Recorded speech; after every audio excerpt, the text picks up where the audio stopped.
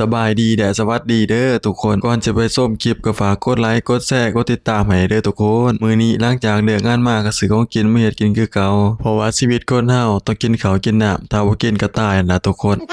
หยอกเด้อทุกคนเด้อสำหรับเมนูในมื้อนี้ขอยจะพาทุกคนมาเฮ็ดซุปผักลาวเด้อบอกเลยว่าเฮ็ดซุปผักลาวมานี่3คลิปแล้วทุกคนเฮ็ดยามไรก็แซ่บนะซุปผักลาวมันสุดยอดดีๆถ้าไผบ่เคยกินก็ไปเฮ็ดกินได้เด้อทุกคนบอกเลยว่าช่วงนี้ซุปผักลาวโคตรฮิตเด้ออีพี่คนไทยก็สิมักเฮ็ดกินเพราะว่าซุปผักลาวมันสุดยอดถ้าไผได้กินก็คือยกนิ้วให้แน่นอนทุกคนถ้าไผเคยกินซุปผักลาวก็เม้นบอกค่อยแน่เด้อก็สิประมาณนี้แหละคนลาวที่มาเฮ็ดงานในประเทศไทยเฮ็ดการเฮ็ดงานอยู่โรงงานเมื่อยแล้วก็ยังมาเฮ็ดงานอยู่ห้องต่อบอกเลยว่าแต่ละคนนี่สู้ชีวิตแฮงกว่าสิผ่านไปแต่ละมื้อแต่ละวันเนาะทุกคนส่วนเมนูซุปผักข่อยในมื้อนี้ก็จะมีผักกาดและก็ผักหอมเด้อทุกคนมื้อนี้ข่อยก็จะพาทุกคนมาเฮ็ดซุปผักลาวใส่นางงัวเด้อส่วนนางงัวข่อยก็ซื้อมาในราคา30บาทนี่แหละทุกคนก็คือข้าวต้มจนสุกจนเปื่อยได้นี่บอกเด้อว่ากินนี่โอ้โคตรแซ่บเด้อมื้อนี้ก็สิลองมาใส่กับซุปผักลาวว่ามันจะเป็นตากินบ่วิธีเฮ็ดซุปผักลาวนี่ก็โคตรง่ายเด้อทุกคนและอีกอย่างนึงราคามันก็บ่แพงอีกได้ผักก็ซื้อมาใน25บาทตอนนั้น3บาทแล้วก็นางงัวอีก30บาทรวมทั้งสิ้นเนี่ยเบิด55บาททุกคนก็สามารถเฮ็ดซุปผักลาวแซ่บๆถ้ารู้เฮ็ดกินทุกคนก็ว่า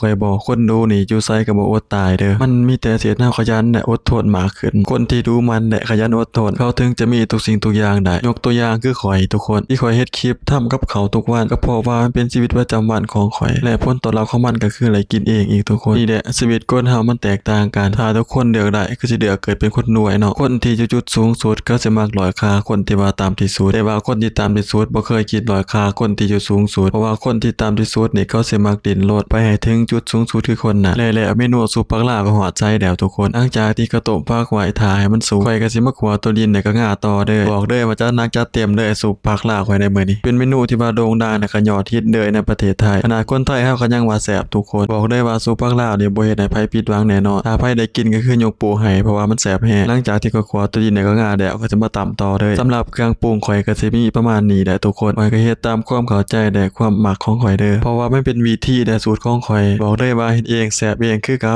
ทุกคนพอแต่ก็ตามเครื่องปรุงเฮาแล้วก็สิประมาณนี้แหละทุกคนแล้วผักที่กระต้มไว้มันก็สุกแล้วเด้อทุกคนตอนแรกผักก็ต้มจนเต็มหม้อเด้อแต่พอต้มไปมันยุบมันสุกแล้วก็สิประมาณนี้แหละถ้าสิเว้าไปเว้ามาขอบใจทุกคนเด้อที่มาในการถ่ายคลิปของข่อยเนาะที่มักในการใช้ชีวิตประจำวันหลังจากเลิกงานมาของข่อยที่เห็นก็เฮ็ดคลิปทุกมื้อทุกวันก็เพราะว่ามีคนเบิ่งนี่แหละจึงเฮ็ดทุกคนก็ขอบใจทุกคนหลายๆเด้อที่มักในการใช้ชีวิตของข่อยหลังจากนั้นก็มาเตรียมปรุงซุปผักลาวเฮาเด้อวิธีปรุงก็ปรุงตามใจมักของทุกคนเลยเด้อรับแรกเลยเขาสิใส่ปลาแหลกแล้วก็แป้งนัวแล้วก็เกลือเด้อทุกคนบอกเลยว่าใส่น้อยแซ่บน้อยใส่หลายแซ่บหลายคือเก่าหลังจากนั้นก็คลุกๆคนให้มันเข้ากันเบิ่งสีสันแล้วก็หน้าตาก็ยังเป็นตาแซ่บแล้วทุกคนเด้คิดว่าเป็นตาแซ่บบ่ฝีมือข่อยในมื้อนี้หลังจากนั้นเขาบอกว่าระยะห่างเนี่ยเขาก็ซีบเนาะทุกคนยกโปรให้ปั๊บมาหา10เด้อทุกคนเพราะว่าซุปผักลาวนี่มันแซ่บแฮงหลังจากนั้นก็เตรียมตักเลยทุกคนเพื่อสิเอาไปกินเด้อไปรับประทานนั่นล่ะทุกคนนี่เด้อทุกค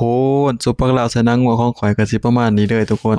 เป็นตาแซ่บแฮงทุกคนว่าเต็ม10ให้เท่าไหร่นี่ใส่นางงัวในแห้งแซ่บเด้อทุกคนถ้าใครอยากก็ลองเอาสูตรขอไปเฮ็ดเบิ่งเด้อลองใส่นางงัวในแห้งแซ่บเด้อทุกคนทุกคนใน10น่าจะติดใจโดดเพราะว่ามันสุดยอดเด้อแซ่บๆคือเก่า